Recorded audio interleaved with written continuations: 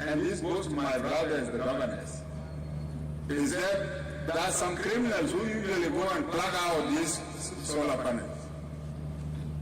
Cleaners, maybe should be seen solar panels around. But then as well as anybody has pointed there as a kafir, Shaman Waya Haja will not be in a position to protect or prevent these people from taking it. But we have our church,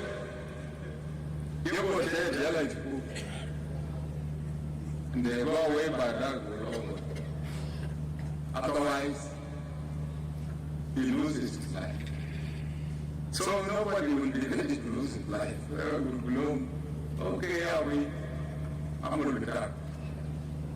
This is the problem we are facing also. This is the problem being faced now by the operators. And we remain who go and remove these panels. So that is the situation, and this is where my colleagues, the governors, will be required at least to provide the necessary protection, security for these towers.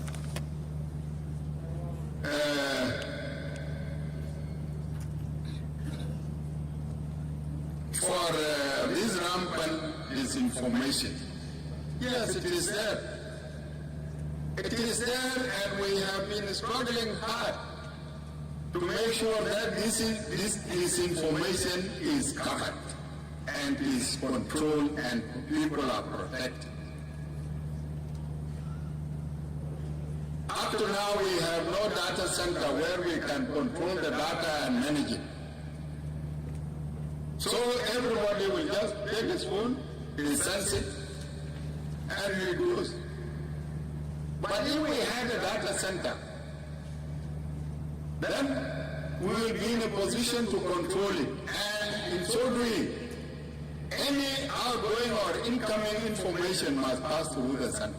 And the center will be capable of managing that information, classifying it, and even sometimes suspending or stopping some of this information from going outside. This is happening all over the world. It is not in South Sudan. But we don't have the means of controlling. This is one of our major problems. And as I stated earlier, for you to progress in this field, this digital field, you will need money. For you to acquire such a machine or equipment, you will need at least $2 to $3 million, which we can get. But are we ready for it?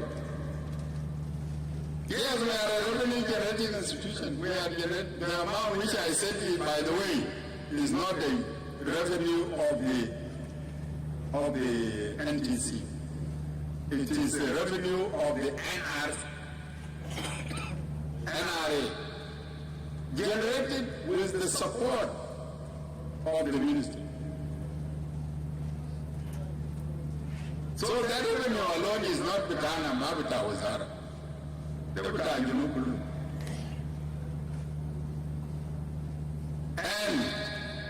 that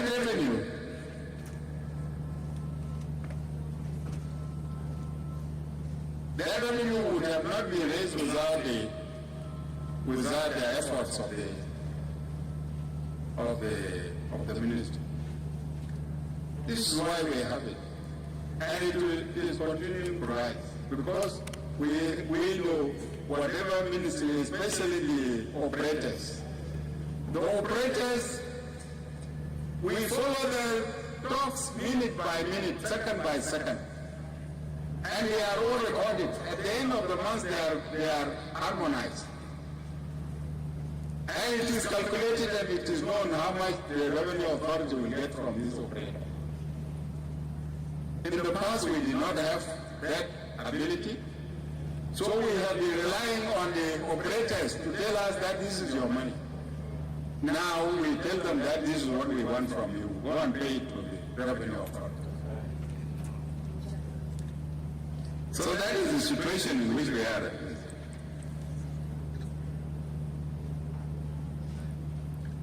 This information, we will only control it when we have the ability. But at present, there is no way I can stop anybody from sending any negative message to any platform, and it is received. Yes, in cases of defamation. Defamation. Defamation is personal. If you have been defamed, take that person to the court. It is not the government to take that person to the court. It is you, the person who has been defamed. And if you don't do it, then it is up to you. It means that you have forfeited your rights. But these are rights given to you in the law.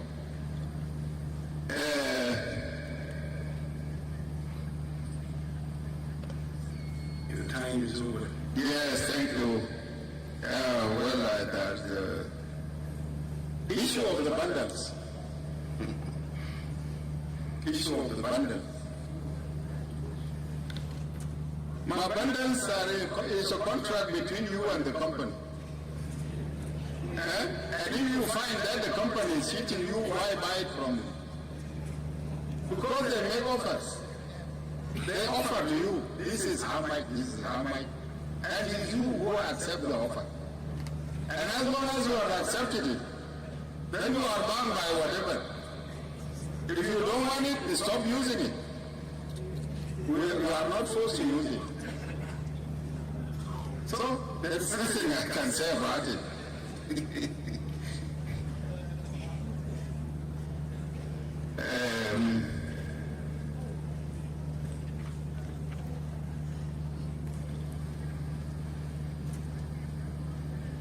I think you answered the whole. Yes, I answered the whole, then up to mechanisms for provision of implementation.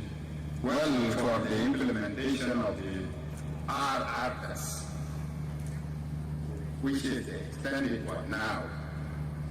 There, of course, we have come up with mechanisms for implementing those provisions which are not yet implemented. The most important is money. So let us be ready to raise revenue and we pay for the implementation.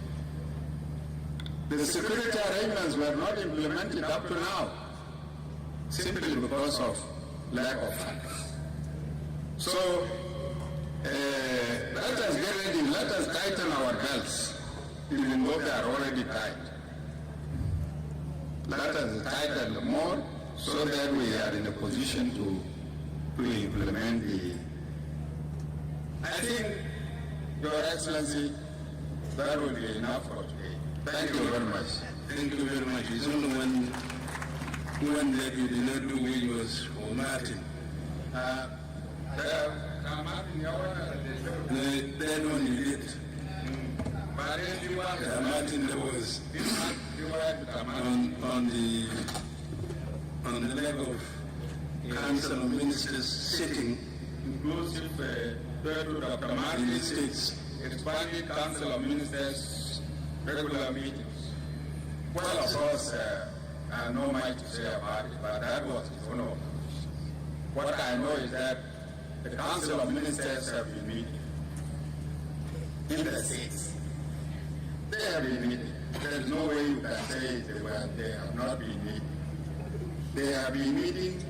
Even our National Council of Ministers that don't meet necessarily every Friday.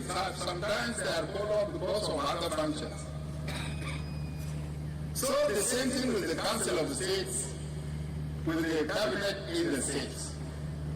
You cannot just say there is no Council of Ministers this time because I don't want it. No.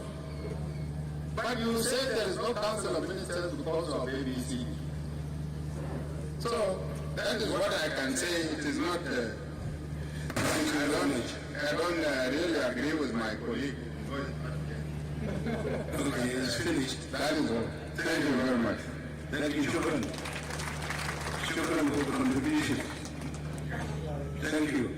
Now, to gain time, we move to the next presentation by the Speaker of Council of States on the performance of its states in administrative areas from the perspective of the Council of the States. And then we kick off the presentations by the states further.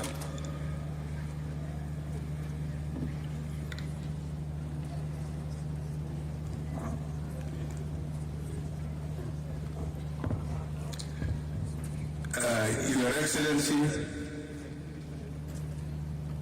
Victoria Bichartain, First Vice President and Chair of the Governance Cluster.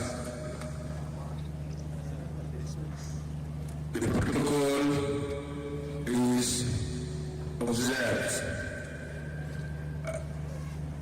My presentation is divided into two. One is we'll start with the remarks that for the opening, and the other one is a presentation through PowerPoint. To start with, I'm pleased to be part of this Governors Forum and would want to seize this opportunity to congratulate His Excellency General Salva Mayardit, the President of the Republic, for having given guidance for organization of this very important forum. I would also want to extend my appreciation to residents, representatives of the UNDP in South Sudan for providing technical and financial support for the forum. We are all aware of the importance of the Governors Forum, whose purpose is, among others, to bring together the national members of the executive arm of government and the national legislature to convene with the 10 states and the 3 chief administrators of the 3 administrative areas. The civil society and other relevant stakeholders has to see whether we have addressed the challenges that were unveiled to us in the 7th Governors Forum. That concern the state administrative areas, government, and the relevant national government institution for delivering the required services to people at both the state and local government level. In that connection, recommendations and resolutions were issued to the effect in the 7th Governors Forum, and we are here these 6 days of the forum to see how far we have implemented those resolutions and how much difference that we have made in the life of our people. On that note, we are here today to discuss new thematic areas of concern: forging sustainable peace, community action in the extended R-ARCSS transition. Your Excellency, the First Vice President, in relation to the theme of the 8th Governors Forum and being mandated via the provision of Article 59 of the Transition Constitution of the Republic of South Sudan 2011 as amended, and being aware of the legislative oversight and the representative roles of the legislation, I would like to shed light on the following that have been among the issues presented to the Council for amicable solution and which will be later detailed in the presentation. One, encouragement of the government of Kenya and Uganda to the territory of South Sudan the governors of Eastern Equatoria and Central Equatoria was summoned to shed light on the encroachment, and relevant national ministers are yet to appear before the August House on the same. B. The conflict between the cattle herders and farmers and related impact, where resolutions were issued to regulate movement of cattle with the agreement of the concerned state governments. C. Challenges facing management of the 3% share of the net oil revenue to the oil-producing communities. Resolutions issued to stop interference of the executive on the sphere. D. Physical devolution, wealth sharing, and revenue management recently tackled in the fourth high-level conference conducted on 12 to 14 November 2024, where a number of the resolutions were issued.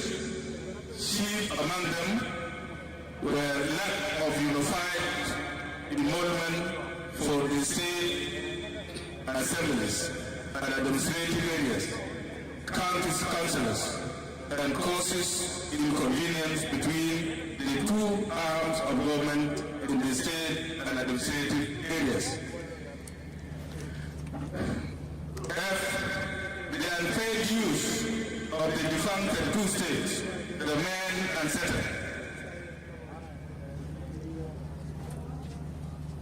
The post-services benefit of the partners state, of the former state constitutional post holders continue to be an issue.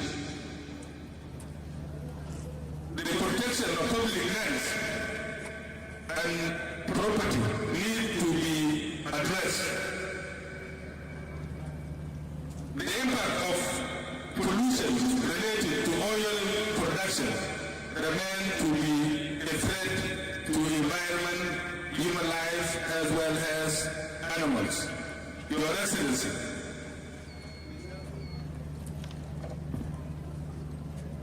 as you are aware, we are aware resolution of the Council of always are passed to the executive and arm of the government for consideration and appropriate action.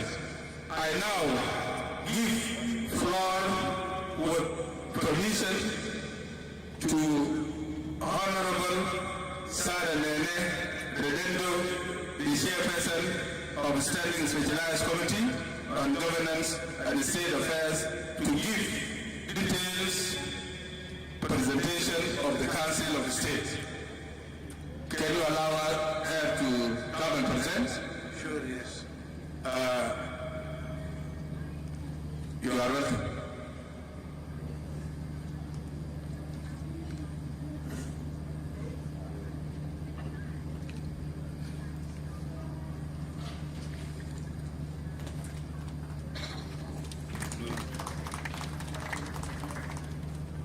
Your Excellency Dr. Mashartin, the first Vice President of the Republic of South Sudan, let the rest of the protocol remain observed.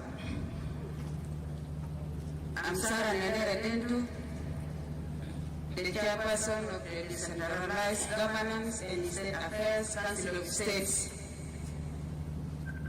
with the ticket of the OPP, National Alliance, and Party, representing Central Equatoria State.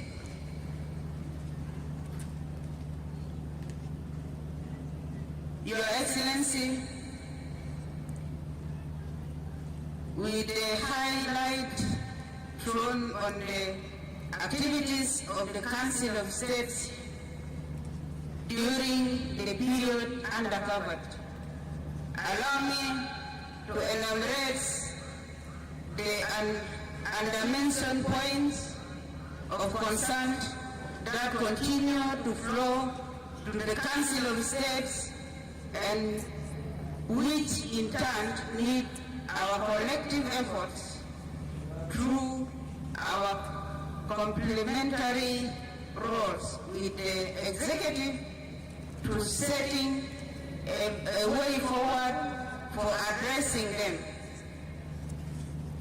The issues under reference include, but not limited to, number 1, peace and security, sectional communal conflict within Warabi state.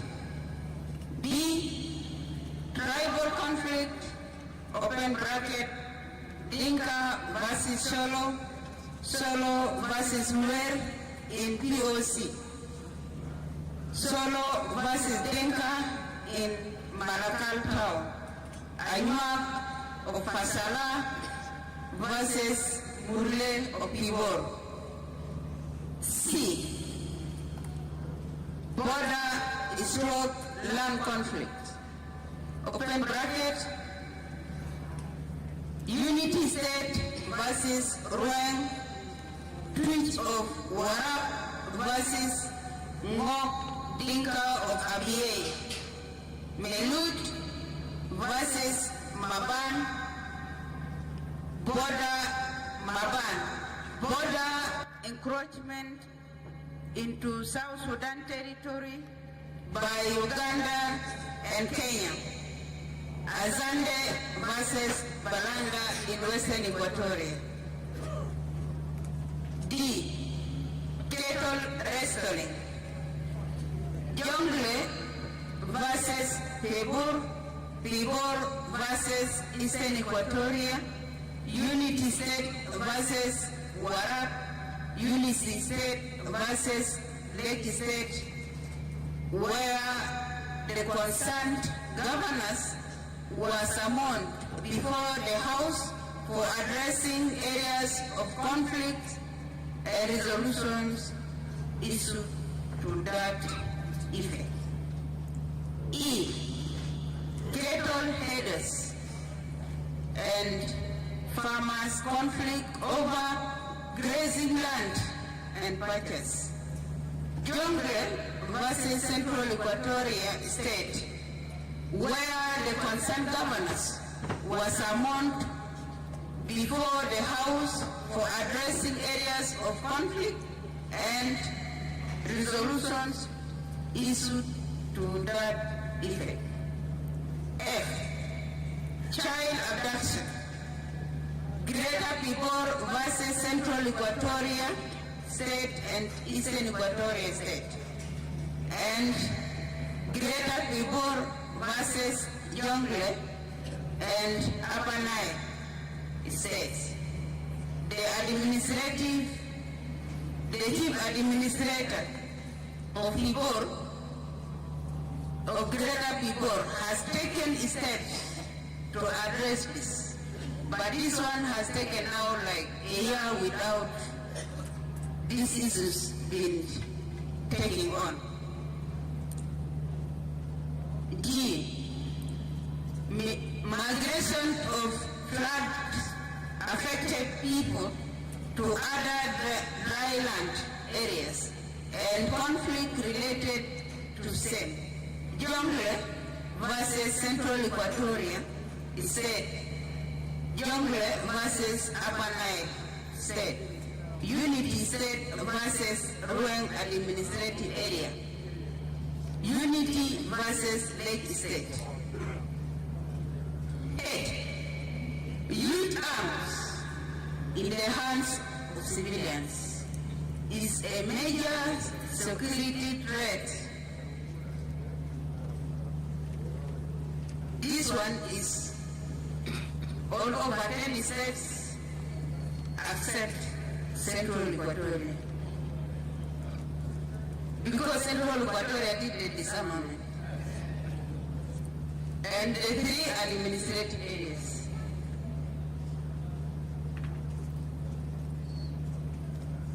Number